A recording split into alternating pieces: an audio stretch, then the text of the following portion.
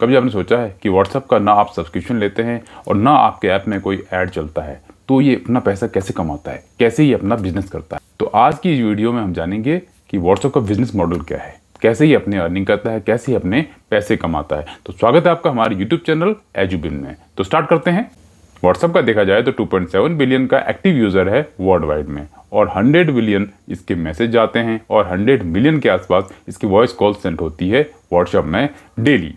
India WhatsApp की service लेने में नंबर 1 है वर्ल्ड में और 539 मिलियन के आसपास इसके यूज़र इंडिया से हैं। व्हाट्सएप के फाउंडर की बात की जाए या जिसने व्हाट्सएप को स्टार्ट किया, जिसने व्हाट्सएप बनाया, तो उनमें 2 नाम आते हैं, जेन कॉन और ब्रेन एक्टन।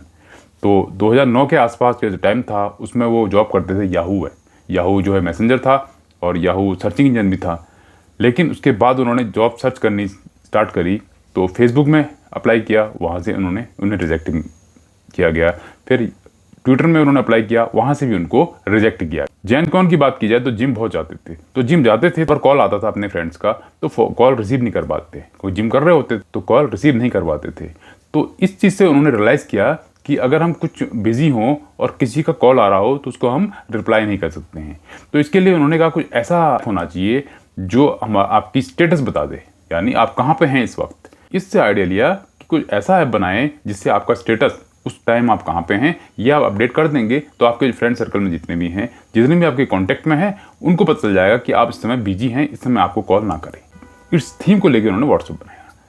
तो जैसे अगर आप जिम में हैं तो आपने व्हाट्सएप में लगा दिया I am in the gym, तो आपके फ्रेंड्स को पता चल जाएगा कि अभी आप जिम में हैं। यानी अगर कॉलेज में हैं तो आप स्टेटस में लगा देंगे कि आप कॉलेज में हैं, तो आपके फ्रेंड्स को पता चल जाएगा कि आप कॉलेज में, इस समय आपको कॉल ना करें। उस समय जो व्हाट्सएप का ऐप बना था उस समय ओनली वो स्टेटस के लिए था, आप सिर्फ स्टेटस लगा सकते थे, मैसेज डिलीवर नहीं कर सकते, मैसेज सेंड नहीं कर सकते थे, इसके लिए ये ऐप नहीं था। तो उस समय मैसेज सेंड नहीं कर सकता था क्योंकि व्हाट्सएप का मतलब ही था व्हाट्सएप, यानी क्या हाल है आपका। यानी उस टाइम आपका वो आपकी स्टेटस बताता था, आप क्या कर रहे हो ये बताता था, लेकिन आपका मैसेज डिलीवर नहीं करता था, जो आज कर रहा है। तो जैसे आपने स्टेटस लगाया तो आपके जो फ्रेंड्स हैं, जो भी आपके फ़ोन में सारे कॉन्टैक्ट हैं, उनको नोटिफिकेशन जाता था जो आपका स्टेटस था। तो इससे उनको आइडिया लग जाता था कि आप अभी बिजी हैं। फिर इसी स्टेटस वाले थीम को लोगों ने मैसेज के हिसाब से यूज़ करने लगा। जैसे आपने लिखा I am in the gym, तो दूसरे ने स्टेटस लगा दिया I am in the market. फिर जिम वाले ने स्टेटस चेंज कर दिया, उसने कहा आई लीव द जिम, तो दूसरे ने कर दिया I am in the home. तो ऐसे करके वो अपना स्टेटस चेंज करते रहते थे जिससे मैसेज डिलीवर होने लगा था। इसी थीम को प्ले करने के लिए इन्होंने व्हाट्सएप में एक फीचर ऐसा डाला जिससे आप मैसेज सेंड कर सकते थे। तो इस थीम से, यानी मैसेज सेंड करने से व्हाट्सएप ने एक नया मुकाम पाया, क्योंकि उस समय मैसेज सेंड करने का कोई भी ऑप्शन नहीं था ब्लैकबेरी के अलावा। तो 2009 की बात है, उस समय ब्लैकबेरी मैसेंजर काम करता था जो मैसेज सेंड करता था। लेकिन इसकी कंडीशन ये थी कि आपके पास ब्लैकबेरी का फ़ोन होना चाहिए था और वो फ़ोन थोड़ा कॉस्टली भी होता था, जिसमें कीपैड होते थे। अगर आपको याद होगा 2009 में तो ब्लैकबेरी फ़ोन बहुत चलता था, तो ये ऑप्शन सिर्फ ब्लैकबेरी के पास था। मोनोपोली बन गई थी मैसेज सेंड करने के ऐप की, क्योंकि इनका ऐप हर फ़ोन में यूज़ होता था और फ्री ऑफ कॉस्ट था, क्योंकि ये किसी चीज़ का सब्सक्रिप्शन नहीं लेते थे और ना कोई इनकी फ़ी थी और ना उसमें कोई ऐड चलता था, टोटली फ्री था। कुछ समय बाद इसकी डाउनलोडिंग 2 लाख के आसपास हो गई, उससे भी ज़्यादा इसकी डाउनलोडिंग हो गई, तो पॉपुलर ज़्यादा हो गया है। इससे क्या हुआ, इन्वेस्टर इसमें पैसा लगाने लगे, इसके शेयर के बदले इनको पैसा देने लगे। तो जिससे क्या है, ये धीरे धीरे पॉपुलर होने लगा। तो पॉपुलर भी इन्होंने कोई इसकी मार्केटिंग नहीं करी, ना कहीं ऐड रन किया, तो ऑटोमेटिक ही तो मैन टू मैन यानी यूज़र टू यूज़र जाता रहा और इसका अपने आप ब्रांडिंग बन गई। 2009 की अगर बात कहें तो उस समय जो टेलीकॉम कंपनियां थी हमारी, वो मैसेज सेंड करने के भी पैसे लेती थी और कॉलिंग के भी मिनट के हिसाब से होते थे, जो आज एकदम फ्री हैं। तो उस समय इसमें कॉस्ट लगता था और वो बहुत महंगा पड़ता था, लेकिन व्हाट्सएप ने फ्री कर दिया, जिससे इसका यूज़र बेस बढ़ता गया। अगले 2 सालों में व्हाट्सएप ऐप स्टोर में टॉप 10 में आ गया था और इसको चलाने के लिए खर्चा भी कम लग रहा था, क्योंकि छोटी सी टीम थी और ना इसमें मार्केटिंग में खर्चा था इसके, ना इसके कोई ऐड चलते थे। तो खर्चा इसका सिर्फ एक था कि जब भी कोई नया यूज़र जुड़ता था तो ये वेरिफिकेशन टैक्स सेंड करता था, यानी एक मैसेज एक यूज़र को भेजता था, वही इसका मेन खर्चा था। अब ये छोटा सा खर्चा था, लेकिन इस खर्चे को पूरा करने के लिए इनके पास पैसे कहाँ से आए, तो क्या कर रहे थे, इन्वेस्टमेंट हो रही थी, यानी और कंपनियाँ थी इसमें इन्वेस्ट कर रही थी, तो इनमें इन्वेस्ट करने के इनसे शेयर ले रही थी। तो लेकिन इन्वेस्टमेंट उतनी नहीं आ रही थी जितनी इनको रिक्वायरमेंट थी। तो इन्होंने एक नया बिजनेस मॉडल लॉन्च किया, फिर इन्होंने नया प्लान लॉन्च किया। तो इन्होंने क्या किया कि $0.99 यानी अप्रोक्सली $1 के आसपास पर ईयर पर यूज़र से जो है चार्ज लेते थे, और जिससे क्या है कि 1 साल के अंदर ही ये कंपनी प्रॉफिटेबल बन गई। अब ये फ्री ऐप नहीं था, व्हाट्सएप ऐप बहुत ही अच्छी तरह काम कर रहा था और इसमें नए नए फीचर्स ऐड हो रहे थे। अब क्या है, मैसेज के साथ साथ आप फोटो भेज सकते थे, किसी को कोई इमेज है वो भेज सकते थे, तो जिससे इसका यूज़र बेस धीरे धीरे बढ़ने लगा। जिससे ऐप स्टोर में ये नंबर 1 ऐप के उसमें आ गई। और ब्रेन एक्टन थे, उनका बिजनेस प्लान बिल्कुल क्लियर था। तो उनकी टेबल में एक स्लिप लगी थी जिसमें लिखा था no ads, no games, no gimmicks, यानी कोई ऐड नहीं चलेंगे, कोई गेम नहीं होगा, कोई भी इसमें से कोई भी मतलब मैसेज का कोई चार्ज नहीं लिया जाएगा। तो ये चाहते थे कि यूज़र को फ्री सर्विस मिले, यानी जब वो मैसेज करे या यूज़ करे उसको ऐड से डिस्टर्बेंस ना हो और ना उसको कोई सब्सक्रिप्शन देना पड़े। तो ब्रेन एक्टन अपने ऐप को सिंपल और टू द पॉइंट बनाना चाहते थे। वो चाहते थे कि ये ओनली मैसेजिंग के लिए ही ऐप यूज़ हो और इसकी टक्कर का कोई दूसरा ऐप ना आए।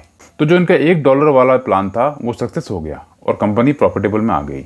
और खर्चा इनका ज़्यादा था नहीं, जो छोटी टीम थी उसमें थोड़ा बहुत खर्चा लगता जो इससे मैनेज हो जाता था, और उस खर्चे से नए नए फीचर्स जो है व्हाट्सएप में ये ऐड करते रहते थे, जिससे उसको ऐप को और भी बेहतर बनाया जा सके। अब आता है कहानी में ट्विस्ट। 2014 में मार्क जुकरबर्ग ने, फेसबुक के जो फाउंडर थे, उन्होंने व्हाट्सएप को खरीद लिया $19 बिलियन में। और लेकिन उन्होंने कंडीशन ये रखी कि आप अपना काम जैसे कर रहे हो वैसे ही करो। यही कंडीशन को मानकर ब्रेन एक्टन और जैन कॉन ने जो है अपनी कंपनी सेल करी, क्योंकि उनको लगा कि हमारी कंपनी सही चलती रहेगी और हमें पैसे भी मिल जाएंगे। तो रातों रात ये दोनों बिलियनियर बन गए थे। तो अब व्हाट्सएप फेसबुक की कंपनी बन गई थी। तो जो भी वो छोटी टीम थी वो अब व्हाट्सएप की टीम नहीं रही, वो फेसबुक की टीम बन गई थी। तो उसको खरीदने का लॉजिक ये भी रहा फेसबुक का, क्योंकि फेसबुक का जो मैसेंजर था, जो मैसेज सेंड करता था, उसका कंपटीटर देखा जाए तो व्हाट्सएप था बहुत बड़ा। तो वो चाहता था कि एक कंपटीशन खत्म हो जाए। तो यही इसका लॉजिक था कि बार बार फेसबुक कन्विंस कर रहा था व्हाट्सएप को खरीदने के लिए, और फाइनली उसने खरीद लिया। और खरीदने का लॉजिक ये भी था कि व्हाट्सएप जो है उस समय मैसेज सेंड करने का नंबर 1 कंपनी थी, और व्हाट्सएप के बाद डाटाबेस बहुत बड़ा था, यूजर्स का डाटाबेस बहुत बड़ा था, और फेसबुक डाटा सेल करके ही अपने पैसे कमाता था। लेकिन व्हाट्सएप और फेसबुक का रिलेशन ऐसा ही नहीं चला। धीरे धीरे उनमें दरार आने लगी। कोई इन्वेस्टर ने बहुत सारे पैसे व्हाट्सएप में लगाए थे, लेकिन वहाँ से, क्योंकि वो तो फ्री यूज़र था, तो क्योंकि फ्री सर्विस दे रहा था, तो वहाँ से उतने पैसे नहीं आ पा रहे थे जितने इन्वेस्टर एक्सपेक्ट कर रहे थे। तो मार्क जुकरबर्ग को बार बार इन्वेस्टर फोर्स कर रहे थे कि कुछ ऐसा लाओ कि हमारा जो पैसा है वो हमें मिल जाए या उसका रिटर्न हमें आए। फेसबुक के फाउंडर ने प्रेशर डाला व्हाट्सएप के फाउंडर पर कि पैसे लाओ, कोई ऐसा प्लान बनाओ जिससे अर्निंग आए। तो फिर आगे न्यूज़ आती है कि जो $1 का प्लान था वो भी व्हाट्सएप ने बंद कर दिया। अब व्हाट्सएप फ्री ऐप बन चुका था। तो इसका रीज़न ये बताया जा रहा था कि बहुत सारी कंट्रीज ऐसी थी, जैसे इंडिया, जहां क्रेडिट कार्ड या ऑनलाइन जो ट्रांजेक्शन था वो नहीं हो पा रहा था, तो लोगों को दिक्कत आ रही थी जिससे वो यूज़ नहीं कर पा रहे थे। तो अब ये फ्री ऐप बन चुकी थी। अब मार्क जुकरबर्ग के बार बार प्रेशर देने से व्हाट्सएप के जो फाउंडर थे वो प्रेशराइज हो गए, उन्होंने हाथ खड़े कर दिए और 2017 के आसपास उन्होंने कंपनी छोड़ दी। तो उन्होंने कहा कि हम इस ऐसे एटमॉस्फेयर में काम नहीं कर पाएंगे, तो उन्होंने लीव दे दिया और रिजाइन दे दिया। वहाँ 2018 के आसपास व्हाट्सएप का पूरा कंट्रोल फेसबुक के हाथ में आ गया था। तो 2018 के आसपास फेसबुक ने व्हाट्सएप बिजनेस ऐप लॉन्च किया, जिसमें बिजनेस अपना बिजनेस प्रोफाइल क्रिएट कर सकते थे, व्हाट्सएप और फेसबुक पेज को लिंक कर सकते थे। इस प्रोफाइल से लिंक एस्टेब्लिश हो गया फेसबुक पेज और व्हाट्सएप का, यानी अगर व्हाट्सएप के थ्रू आप सीधा फेसबुक पेज में जा सकते थे। तो इससे क्या था, फेसबुक का बिजनेस बढ़ रहा था, उसके यूजर बेस बढ़ रहे थे। व्हाट्सएप बिजनेस तो फ्री था, लेकिन एपीआई से बिजनेस करते थे। तो एपीआई था एप्लीकेशन प्रोग्रामिंग इंटरफेस। का मतलब था कि ऐसे एप्लीकेशन जिसके थ्रू मल्टीपल एप्लीकेशन एक दूसरे से कम्युनिकेट कर सकते थे। अगर इसका एग्जांपल देखा जाए तो अगर आपने ऊबर में टैक्सी बुक की है, तो ऊबर अगर आपने टैक्सी बुक की है और आप जहाँ जाना चाह रहे हो वहाँ जा रहे हो, तो आपको एक मैप दिया जाएगा। ठीक है, मैप में आप देखोगे वो मैप गूगल मैप होता है, तो उसमें जो वाटरमार्क होगा वो गूगल का होगा। इसका मतलब ये हुआ गूगल की सर्विस ऊबर ले रहा है, यानी गूगल का एपीआई यूज कर रहा है ऊबर। इसी तरह व्हाट्सएप भी अपना एपीआई सेल कर रहा था बिजनेसेस को। अब इसके लिए बिजनेस कौन से थे?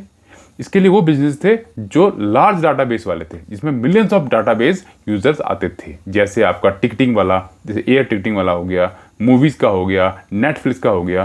तो ऐसे जो जिसमें डाटाबेस की ज़्यादा डाटाबेस की जरूरत थी, वो वाले बिजनेस में अपना एपीआई ले रहे थे। अब एपीआई के थ्रू पैसा आता कैसे था? जैसे 24 घंटे के अंदर आपने उस मैसेज का रिप्लाई कर दिया, तब तो वो फ्री था, लेकिन उसके बाद अगर आपने मैसेज का रिप्लाई किया, तब पैसे लगते थे। और पैसे कितने लगते थे वो कंट्री वाइज होते थे, यानी हर कंट्री के अलग अलग प्राइस थे। जैसे 38 पैसा था तो कहीं 0.35 पैसा था, इस तरह से बहुत हर कंट्री में अलग अलग प्राइस। अब फेसबुक ने अपना दिमाग और लगाया, उसे व्हाट्सएप से और कमाना था, तो उसने व्हाट्सएप को एक पेमेंट ऐप जैसा बना दिया। यानी अगर आप देखेंगे व्हाट्सएप खोलेंगे तो वहाँ पे पेमेंट का ऑप्शन भी आता है, यानी उसके थ्रू भी आप पेमेंट कर सकते हैं। लेकिन वैसे पेमेंट के बहुत सारे ऐप हो चुके हैं और यूपीआई हमारा सबसे सस्ता ऑप्शन है, यानी बहुत कम मार्जिन में पैसे हमारे ट्रांजेक्शन होता है। तो इसलिए ये वाला जो इनकी थीम थी ये उतनी रन नहीं हो पाई।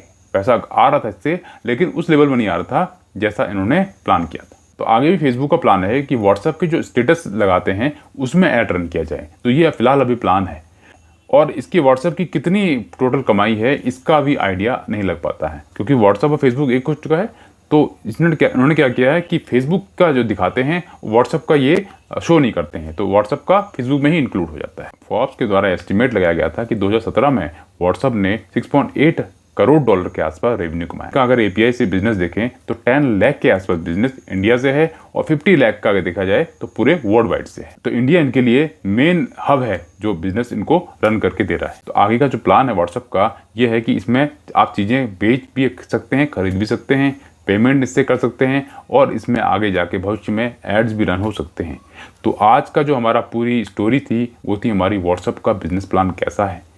तो अगर आपको ये डॉक्यूमेंट्री अच्छी लगती है और आपको कुछ नॉलेज इससे मिलती है तो वीडियो को लाइक जरूर कीजिएगा, शेयर कीजिएगा और सब्सक्राइब कीजिएगा। फिर मिलते हैं नई वीडियो में नई स्टोरी के साथ। तब तक के लिए goodbye, have a nice day.